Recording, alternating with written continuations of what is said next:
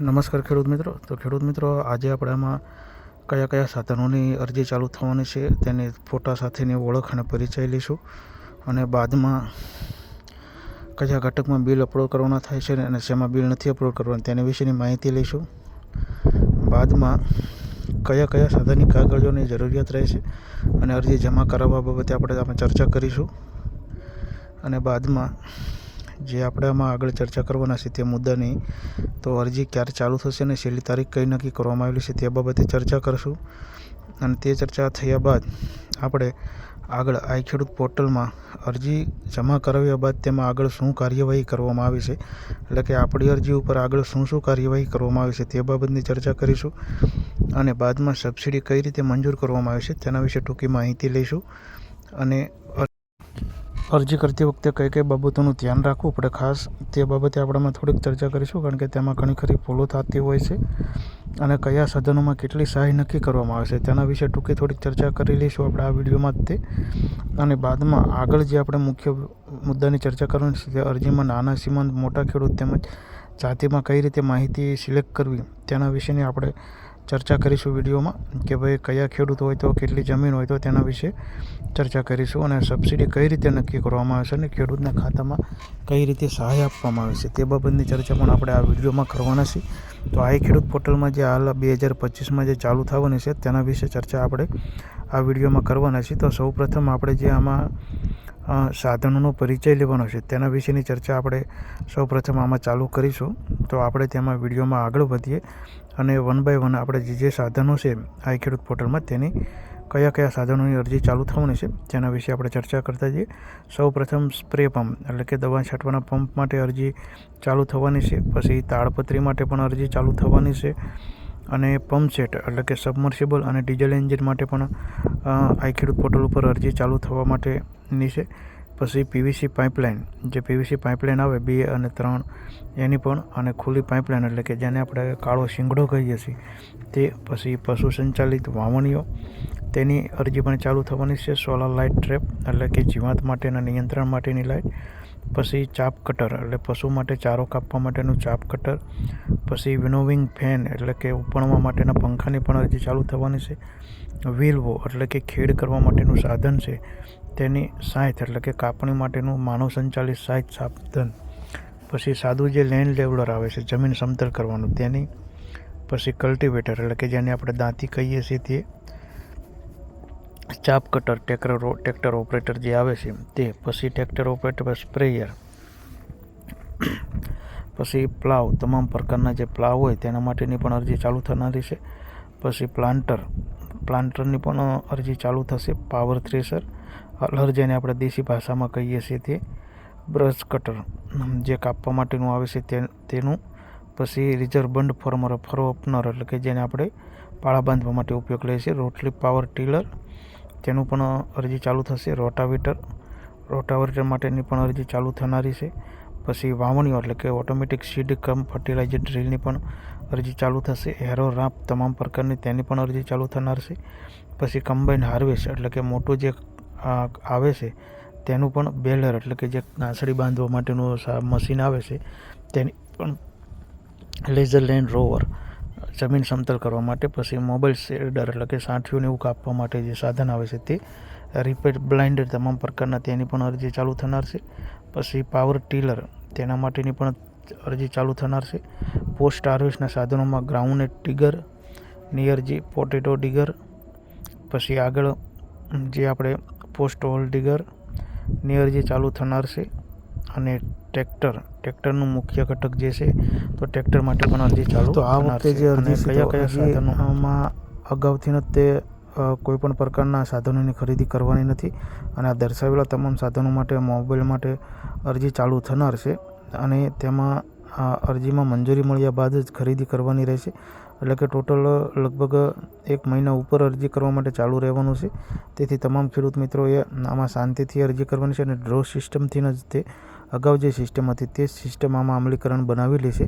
તેથી તેમાં જે અગાઉ જે સિસ્ટમ હતી તે જ સિસ્ટમથી આમાં અરજી કરવાની રહેશે અને બાદમાં તેના જે સાધનિક કાગળો છે તો હવે પછીના મુદ્દામાં આપણે તેમના કયા કયા સાધનિક કાગળોની જરૂરિયાત ઊભી થશે તે બાબતની ચર્ચા આપણે હવે આગળના વિડીયોમાં કરીશું કે ભાઈ આ અરજી કરવા માટે આપણે કયા કયા સાધનિક કાગળોની જરૂરિયાત રહેશે આમાં. તો આમાં સૌપ્રથમ આપણે જે કહીએ છીએ તો 7/12/8ની આપણે જે નવા જે ઉતારા હોય તેની જરૂરિયાત આપણે સૌપ્રથમ આમાં રહેશે. એટલે તેની નકલો સાથે રાખવાની રહેશે. આધાર કાર્ડ, તો આધાર કાર્ડની નકલો આપણે સાથે રાખવાની રહેશે. અને આગળમાં પછી આપણે જે રેશન કાર્ડ છે તો રેશન કાર્ડ પણ આપણે આમાં હાજર રાખવાનું રહેશે. પછી આપણે જે બેંક પાસબુક છે તો બેંક પાસબુક પણ સાથે રાખવાની રહેશે. અને અન્ય જે બેંકનો IFSC કોડ હોય તે IFSC કોડ. તો અરજી તારીખ 21/4/2025થી ચાલુ થશે અને કુલ 41 દિવસ સુધી પોર્ટલ ચાલુ રહેવાનું છે. એટલે કે ખેડૂતો 41 દિવસ સુધી તમે અરજી કરી શકશો, જેમાં તમામ ઘટકો માટે અરજી કરવાની રહેશે. અને અગાઉ આપણે જે ચર્ચા કરી અગાઉના વિડીયોમાં તે મુજબ કે આમાં ભાઈ તમારે સૌપ્રથમ રજિસ્ટ્રેશન કરાવેલું હોવું જોઈએ અથવા રજિસ્ટ્રેશન તમારે ફરજિયાતપણે કરવાનું રહેશે.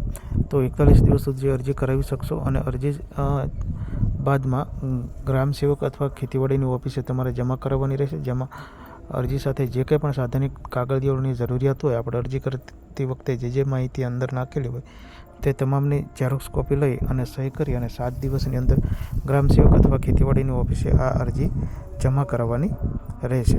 અને આ બાબતે જે રજિસ્ટ્રેશનનું છે તો તેના બાબતે આપણે અગાઉ પણ એક વિડીયો મૂકેલો હતો અને છતાં પણ તેનું રજિસ્ટ્રેશન કરવા બાબતે આપણે એક અલગથી વિડીયો બનાવશું અને અરજીની એની PPT પણ આપણે રજૂ કરશું. અને હવે આગળ અરજીમાં આપણે જમા કર્યા બાદ તેમાં શું શું કાર્યવાહી કરવામાં આવે છે તેની આપણે થોડીક ટૂંકી ચર્ચા આગળ કરીએ. તો સૌપ્રથમ અરજી ઓટો ઇન્વર્ટ થઈ જશે, એટલે તમારી અરજી ઓટોમેટિક ઇન્વર્ટ થઈ જશે. પછી તેમાં એલિજિબલ થાય છે, એટલે ખેતી વિભાગ દ્વારા તેને તમારી અરજી માન્ય છે કે નહીં તે રજૂ કરવામાં આવે છે અને બાદમાં ડ્રો કરવામાં આવે છે અને મંજૂરી આપવામાં આવે છે. પછી સાધન ખરીદી કરી બિલ જમા કરવા માટે આપને કહેવામાં આવે છે અને બાદમાં સબસિડીનો હુકમ કરવામાં આવે છે. અને હવે આપણે આગળમાં અરજી કરતી વખતે કઈ કઈ બાબતોનું ખાસ ધ્યાન રાખવું તેની ચર્ચા કરીશું. તો મોબાઈલ નંબર સાચો નાખવો અને સચોટ નાખવો, 2 વખત ચેક કરીને નાખવો. અને અન્યથા એમાં ભૂલ આવશે તો અરજીમાં ઘણી બધી તકલીફ ઊભી થઈ શકે છે. મંજૂરીનો હુકમ મળવામાં તમને પણ લેટ થઈ શકે છે અને તમને આગળ તમારી અરજીની શું કાર્યવાહી થઈ તે બાબતે જાણકારી નહીં મળે. માટે 2 વખત માહિતી ચેક કરી અને પછી ફાઇનલ સબમિટ આપવું. ફાઇનલ સબમિટ આપ્યા બાદ ફાઇનલ સબમિટ આપી અરજીની પ્રિન્ટ લેવી અને આધાર નંબર, બેંકની વિગત અને અન્ય કોઈ પણ માહિતી હોય તો 2 વખત ચેક કરીને ઓકે કરીને પછી પ્રિન્ટ આપવી. અને આગળ જે કંઈ પણ આપણે મુદ્દાઓની આમાં ચર્ચા કરી તે તમામ મુદ્દાઓની આપણે શોર્ટમાં ચર્ચા કરીએ. તો સૌપ્રથમ તમારી અરજી હોય, અરજી કર્યા બાદ અરજી તરત જ તે ઓટો ઇન્વર્ટ કરી દેવામાં આવે છે, એટલે કે ઓટો ઇન્વર્ટ સોફ્ટવેરથી થઈ જાય છે. તેનો તમારો રસીદ નંબર પણ તમારા મેસેજમાં મોબાઈલ નંબરમાં આવી જાય છે.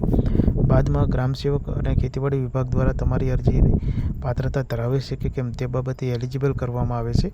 એલિજિબલ કર્યા બાદ એટલે કે તમે જે એ ક્રાઇટેરિયા હોય ક્રાઇટેરિયામાં અથવા તમે જે નાના મોટા સીમાંત ખેડૂતોની જે કંઈ પણ આપણે આગળ ચર્ચા કરવાના છીએ તો તે બાબતે તમે બધો ક્રાઇટેરિયા ધરાવતા હોય તો તમારી અરજીને એલિજિબલ એટલે કે પાત્રતા ધરાવે છે તે બાબતે આગળ કાર્યવાહી માટે મોકલી દેવામાં આવે છે.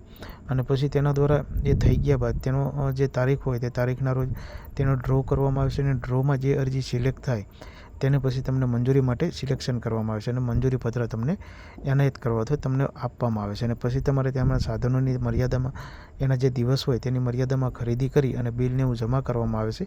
અને પછી ગ્રામ સેવક દ્વારા અથવા ખેતીવાડી સ્ટાફ દ્વારા તેનું વેરિફિકેશન કરવામાં આવે છે કે ભાઈ માન્ય મોડલનું અથવા માન્ય કંપનીનું તમે ખરીદી કરેલી છે કે નથી કરેલી. અને ખરીદી કરેલી હોય તો એ બિલને બધું જમા કરાવ્યા બાદ એ આગળ તમારી અરજીની કાર્યવાહી કરી અને પછી તમને તમારા ખાતામાં સબસિડી જમા કરવામાં આવે છે. સબસિડી જમા કરવામાં ખાસ એવું હોય છે કે જે કોઈ પણ સાધન હોય તો તેના તમારે નાના સીમાંત મોટા ખેડૂત હોય તે મુજબ અથવા જે કોઈ પણ જાતિનો એમાં ક્રાઇટેરિયા હોય તો એ ક્રાઇટેરિયા મુજબ જે કંઈ પણ સરકાર દ્વારા વધારેની સહાય આપવામાં આવે છે તે મુજબની સહાય નક્કી કરવામાં તેમાં આવે છે.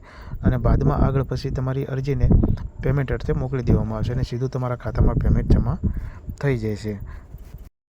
અને નાના સીમાંત ખેડૂતમાં આપણે જોઈએ તો નાના સીમાંત ખેડૂત એટલે કે 1 હેક્ટરથી જે જમીન ઓછી હોય એટલે કે 6.5 વીઘા અથવા 2.5 એકરથી જે જમીન ઓછી હોય તો તે સીમાંત ખેડૂતમાં આવશે. અને 1 હેક્ટરથી 2 હેક્ટરની વચ્ચે જે જમીન હોય એટલે કે 5 એકર લગીની જે જમીન હોય અથવા તેનાથી નીચે હોય તો નાના ખેડૂતમાં આવશે, અને 5 એકર એટલે કે 2 હેક્ટરથી જે જમીન વધારે હોય તો તે ખેડૂત મોટા ખેડૂત તરીકે તેની ગણના કરવામાં આવશે. અને સ્ત્રી ખેડૂત ખાતેદાર અને ઓબીસી જનરલ, તો આ બધામાં જે હોય છે તો તેમાં સબસિડીનો પણ ક્રાઇટેરિયા અલગ અલગ હોય છે, જે બાબતે આપણે આમાં ટૂંકી ચર્ચા કરી. પણ હવે કોઈ આપણે એક નવો વિડીયો બનાવી અને તેમાં આપણે સંપૂર્ણપણે સરસ મજાની માહિતી બનાવી અને સબસિડી કઈ રીતે કાઉન્ટ કરવામાં આવે છે તે બાબતની ચર્ચા આપણે તે વિડીયોમાં કરશું. અને મિત્રો, જો આપણે આ ખેડૂત પોર્ટલમાં તમને માહિતી પૂરી પાડી, જો માહિતી તમને સારી લાગી તો વિડીયોને લાઇક કરજો, શેર કરજો, અને આવી જ પ્રાકૃતિક ખેતી તેમજ નવીન ખેતી તેમજ આવી સરકારશ્રીની જે ખેડૂતો સાથે સંકળાયેલી યોજનાઓ છે તે બાબતની માહિતીમાં આપને રસ હોય તો અમારી ચેનલને સબસ્ક્રાઈબ જરૂરથી કરજો, અને અન્ય ખેડૂત મિત્રોને પણ શેર કરજો, જેથી તમને પણ આ યોજના ચાલુ થનાર 2025ના વર્ષમાં ચાલુ થનાર છે તેની માહિતી સમયસર મળી રહે. અમે કોઈ નવા જ વિડીયો સાથે મળીશું. ત્યાં સુધી તમામ દર્શક મિત્રોને વંદે માતરમ, વંદે ગો માતરમ.